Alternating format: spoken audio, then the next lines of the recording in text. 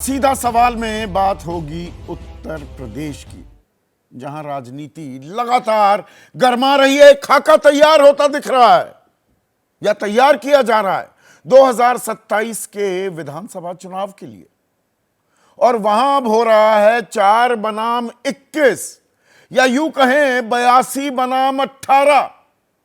अब आप कहेंगे ये कौन से आंकड़े ले आए, ये कौन सा फॉर्मूला, हमने 80-20 तो सुना था, ये 4 बनाम 21 और 82 बनाम 18 क्या होता है? दरअसल उत्तर प्रदेश में अब लड़ाई राजपूत ठाकुर बनाम दलित पर साफ आती दिखाई दे रही है, और 4% राजपूत हैं, 21% दलित आबादी है। योगी आदित्यनाथ, अब योगी की संत की कोई जाति नहीं होती, पर विपक्ष लगातार यह बताने की अब कोशिश कर रहा है कि देखिए राजपूत हैं, ठाकुर हैं, योगी आदित्यनाथ और सिंह राज चल रहा है उत्तर प्रदेश में। जो आरोप अखिलेश पर 2012 से 2017 के बीच लगा करते थे कि जी ये यादव राज आ गया, अब वो पलटवार कर रहे हैं कि जी सिंह राज आ गया। आज बाकायदा बहुत सारे थानों का जिक्र करते हुए संख्या तक बताई कि सब सिंह साहब बैठे हुए हैं। तो ये लड़ाई पीडीए पर आ गई है क्या? पीडीए, पिछड़ा, दलित और अल्पसंख्यक, इन्हीं का आंकड़ा 82 भी हो जाता है। 4% राजपूत, 21% दलित। लेकिन बड़ी तस्वीर देखें, अगड़ा बनाम पिछड़े की लड़ाई में भी तब्दील करने की कोशिश की जा रही है। तो 82%, 42% पिछड़े हैं, 19% मुसलमान हैं, 21% जैसा मैंने आपको बताया दलित हैं, ये 82 हो जाता है। तो 18% सवर्ण अगड़े। बीजेपी 80-20 करती थी, 82-18 कर रहे हैं क्या अखिलेश? पर दरअसल जाति की वो विष जो है, वो जो जहर है, उसे फैलाया जा रहा है, बोया जा रहा है क्या चुनावी फसल काटने के लिए? ये भी एक सवाल है। इसी पर आज हम चर्चा करेंगे, और ऐसे में आपकी राय, आपके सुझाव और आपके सवाल अब सीधा सवाल के अहम हिस्सा बन चुके हैं। तो आपके सवालों का रहेगा इंतजार। तो आज हम बात करने वाले हैं उत्तर प्रदेश की, राजनीतिक लिहाज से सबसे अहम राज्य, सबसे ज्यादा सीटों वाला राज्य, और वहां पर राजनीति लगातार गर्मा रही है। अभी 2 साल बचे हैं विधानसभा चुनाव में, लेकिन पेशबंदी की जा रही है, मुद्दे टटोले जा रहे हैं, तलाशे जा रहे हैं और निकाले जा रहे हैं और टेस्ट किए जा रहे हैं। और इसमें अब लड़ाई राजपूत बनाम दलित पर आती दिख रही है। यह शुरू हुआ था राणा सांगा पर, बयान दिया, गैर जरूरी बयान था समाजवादी पार्टी के राज्यसभा सांसद रामजी लाल सुमन कि वो गद्दार हैं, मुसलमानों को बाबर की औलाद कहते हो तो क्या कहोगी? राणा सांगा जो गद्दार था। अब रामजी लाल सुमन दलित भी हैं, उनको दलित चेहरा बनाकर, दिखाकर, बताकर अखिलेश यादव ने पूरा का पूरा नैरेटिव राजपूत बनाम दलित करने की कोशिश की। 26 मार्च को रामजी लाल सुमन के घर पर बाकायदा हमला भी हुआ, बैरिकेड्स तोड़ दिए गए, आज तक शिनाख्त नहीं हुई उन उपद्रवियों, उन दंगाइयों की, हुड़दंगियों की। फिर करनी सेना के लोग तलवारें लेकर और बंदूकें लेकर आगरा में फिर प्रकट हुए, और मौका था अंबेडकर जयंती, 14 अप्रैल की तारीख की तैयारियों से पहले 12 अप्रैल को ये लोग वहां पहुंच गए। तो अखिलेश यादव ने कहा 19 तारीख को मैं जाऊंगा रामजी लाल सुमन के साथ, हम उनके साथ हैं। ये दलित की आवाज दबाने की कोशिश की जा रही है, और ये तलवारबाजी हुई और वहां पर हथियार प्रदर्शन हुआ, कोई कार्रवाई नहीं, आज तक तो कुछ हुआ नहीं। अखिलेश यादव को जान से मारने की धमकी भी दी गई, वो ऑडियो भी वायरल हुआ।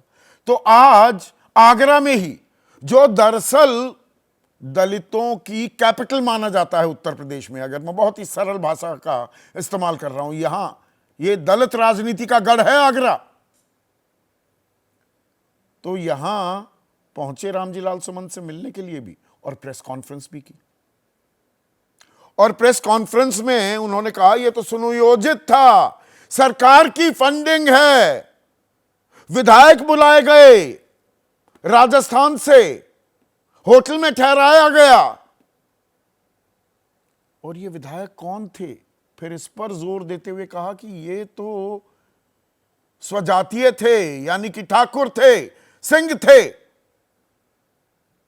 और यहां पर यह सिर्फ रामजी लाल सुमन पर हमला नहीं किया जा रहा, ये बीजेपी के अंदर भी जो अंतर्कलह चल रही है उनको भी बताया जा रहा है ठाकुर हमारे साथ हैं।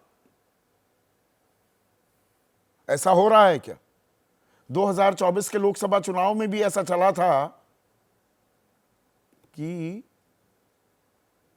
विदाई की तैयारी हो जाएगी। योगी आदित्यनाथ, इस पर बड़ी नाराजगी हुई थी ठाकुर समुदाय के बीच। लोगों ने कहा छिटके वगैरह कुछ नहीं, अच्छी खासी तादाद में राजपूतों ने वोट किया। पर क्या यहां पर दलित लामबंदी की कोशिश कर रहे हैं अखिलेश? पीडीए, वो कह रहे हैं 2027 में एसपी के साथ पीडीए के लोग खड़े हैं, पीडीए को डराने की कोशिश की जा रही है। अभी तक पीडीए वो ठीक है, वो कहते थे पिछड़ा, दलित, अल्पसंख्यक, अब वो पक्की शक्ल अख्तियार करता दिख रहा है क्या? और दलितों में जो एक नाराजगी थी या एक डर था, एक खौफ था, संविधान तो नहीं बदल देंगे, उसका फायदा विपक्ष को, खास अखिलेश यादव को पिछले साल मिला था। 37 सीटें जीतने में कामयाब हो गए थे, 29 सीटें कम पाकर 33 पर सिमट गई थी बीजेपी। अब उसे और मुकम्मल खाका क्या पहनाते दिख रहे हैं अखिलेश यादव? रुकिए थोड़ी देर, अब बंद कर दीजिए, फोन ना उठाया कीजिए, अभी मैं दर्शकों से बात कर रहा हूं प्रोफेसर साहब। उधर पलटवार किया योगी आदित्यनाथ ने कि ये नया जातीय संघर्ष शुरू करने की कोशिश की जा रही है। समाजवादी और कांग्रेस ये छत्रपति शिवाजी का अपमान करते हैं, राणा सांगा का अपमान करते हैं, बाबर का महिमा मंडन करते हैं, सरदार पटेल का अपमान करते हैं। इनकी मानसिकता दलितों, गरीबों, पिछड़ों के खिलाफ है। तो राजपूत राजनीति करने का, सिंह राजनीति करने का आरोप चस्पा ना हो, इसीलिए यह आरोप अब योगी आदित्यनाथ लगा रहे हैं क्या? अब देखिए नुआंसेस की राजनीति हो रही है। बयान सुनिए दोनों ही दिग्गजों का, वार पलटवार कैसे हुआ सुनिए। आगरा में 48 थाने हैं, बताओ पीडीए कितने हैं इन थानों में? मैनपुरी में 15 थाने हैं जो सरकार के स्वजाति लोग हैं, 10 में हैं वो लोग। महोबा में 11 थाने हैं, 6 में सिंह साहब लोग, पीडीए के केवल 3 हैं। चित्रकूट में 10 थाने हैं, जयतर में सिंह साहब लोग बैठे हैं। समाजवादी पार्टी और कांग्रेस देश के अंदर और प्रदेश के अंदर जातीय संघर्ष नया प्रारंभ करने का प्रयास कर रही है।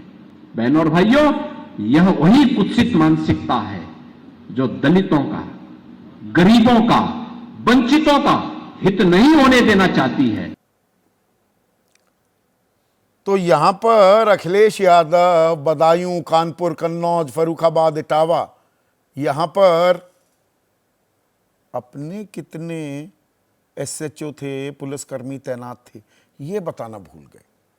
वो जब जिक्र कर रहे थे यहां पर अलग अलग इलाकों का, आगरा में, मैनपुरी में सिंह साहब कितने हैं, चित्रकूट में, एसटीएफ, तो यहां पर एक रिपोर्ट, जर्नलिस्ट हैं सुभाष मिश्रा, इन्होंने एक इन्वेस्टिगेटिव स्टोरी की थी। ये 2014 की है, अखिलेश राज था। 7 जून 2014 को टाइम्स ऑफ इंडिया में ये खबर भी छपी थी। बदायूं में कुल थाने 22, 11 थानेदार यादव।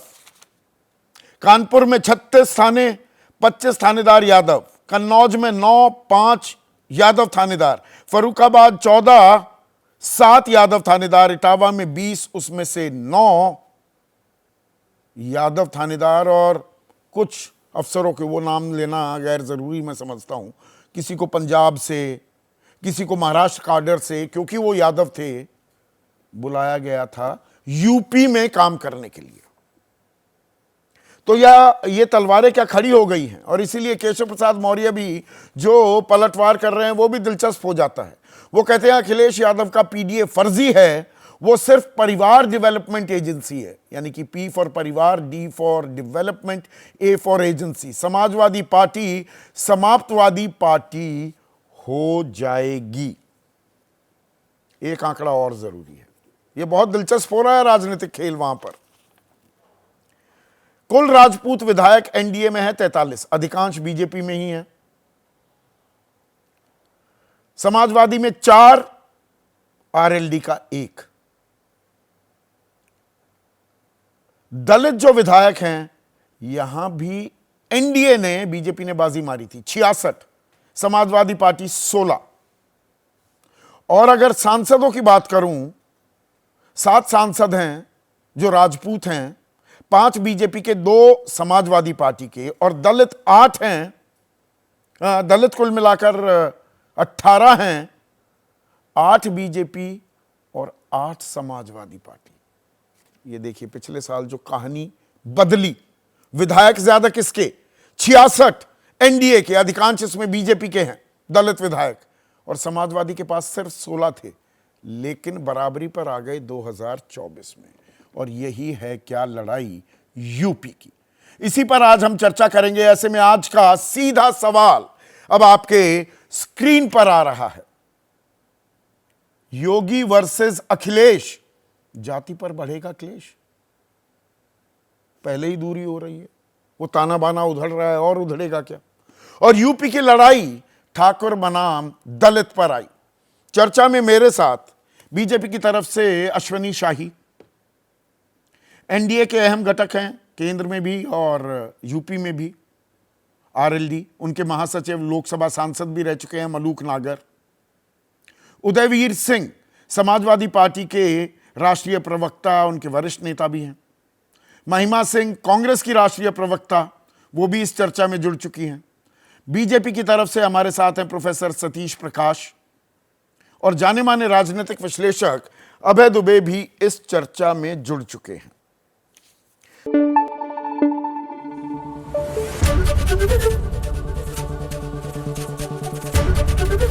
एबीपी न्यूज आपको रखे आगे।